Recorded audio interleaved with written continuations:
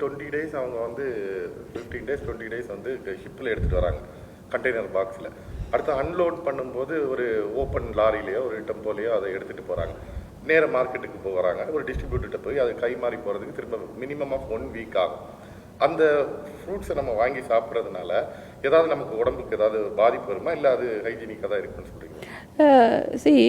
நான் சொன்ன மாதிரி நம்ம உணவு வந்து கரெக்டான டெம்பரேச்சரில் எடுத்துகிட்டு வந்துட்டு அதை வந்து இன்னொரு லாரிக்கு மாற்றும் போது அந்த லாரியில் நீங்கள் டெம்பரேச்சர் சரியாக இல்லைன்னா நிச்சயமாக அந்த உணவு வந்து கெடும். அதாவது ஃப்ரெஷ் ஃபுட்டு, அதாவது ஃப்ரூட்ஸு இந்த மாதிரி வெஜிடபிள்ஸ்லாம் பார்த்திங்கன்னா நிறைய வந்து கிருமிகள் இருக்கும்.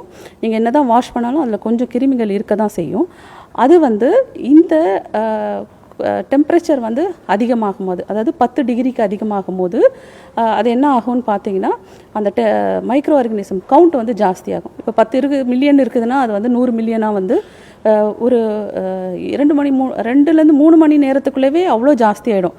அப்போது அந்த லாரியில் வந்து நீங்கள் எவ்வளோ தூரம் ட்ராவல் பண்ணி அந்த உணவு வந்து எங்கே எடுத்துகிட்டு போகிறீங்க அப்படின்றது ரொம்ப ரொம்ப முக்கியம். அந்த மாதிரி ரொம்ப நேரம் டெம்பரேச்சர் வந்து ஹையான டெம்பரேச்சரில் ஒரு பழமோ இல்லை காய்கறியோ வந்து உங்களுக்கு வந்து சேருதுன்னா டெஃபினட்டாக அதில் வந்து கிருமிகளோட, அதாவது மைக்ரோ ஆர்கனிசமோட எண்ணிக்கை வந்து ரொம்ப ரொம்ப அதிகமாக இருக்கும். மைக்ரோ ஆர்கனிசம் வந்து நம்ம வயிற்றுக்குள்ளே போச்சுன்னா நமக்கே தெரியும் என்ன மாதிரி உபாதைகள்லாம் வரும்னு சொல்லி. ஸோ அது வந்து நம்ம ரொம்ப ரொம்ப கவனிக்கக்கூடிய ஒரு விஷயம். நம்ம ஆரோக்கியத்துக்குன்னு சொல்லி நம்ம வாங்கி சாப்பிட்ற ஆப்பிள், ஆரஞ்சு, இந்த மாதிரி ட்ராகன் ஃப்ரூட்ஸ் வந்து உடல் ஆரோக்கியத்துக்கு வாங்கி சாப்பிட்றோம். ஒருவேளை அது கெட்டு போனதாகவும் நமக்கு தெரியாமல் நம்ம அதை வாங்கி சாப்பிட்டா என்ன மாதிரியான காசஸ் எல்லாம் வரும்?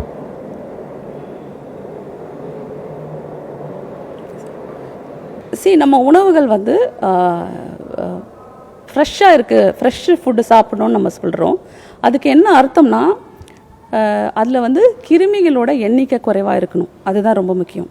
ஸோ அதில் வந்து இந்த கிருமிகள் ரொம்ப ஜாஸ்தியாக இருந்துச்சுன்னு வச்சுக்கோங்களேன், நம்ம அதை சாப்பிடும் போது நம்ம அது வயிற்றில் போய் நம்மளுக்கு வயிறு உபாதைகளை நிறையா கொடுக்கும்.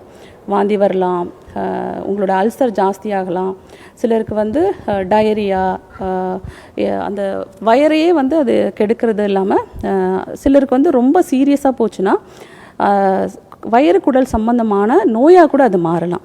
ஸோ அதனால் வந்து உணவு பதப்படுத்துகிற போது ரொம்ப கவனமாக இருக்கணும். அதை உபயோகப்படுத்துகிறவங்க, அதை வாங்குறவங்க கூட நம்ம பொதுவாக வந்து பார்ப்போம், அந்த பழம் வந்து எவ்வளவு ஃப்ரெஷ்ஷாக இருக்குது, அது தோல்கள் வந்து எவ்வளோ ஃப்ரெஷ்ஷாக இருக்குது, அதில் ஏதாவது அடிபட்டிருக்கா, ஏதாவது தோல் வந்து ஓப்பன் ஆகிருக்கா, இதெல்லாம் பார்த்து தான் நம்ம வாங்கணும்.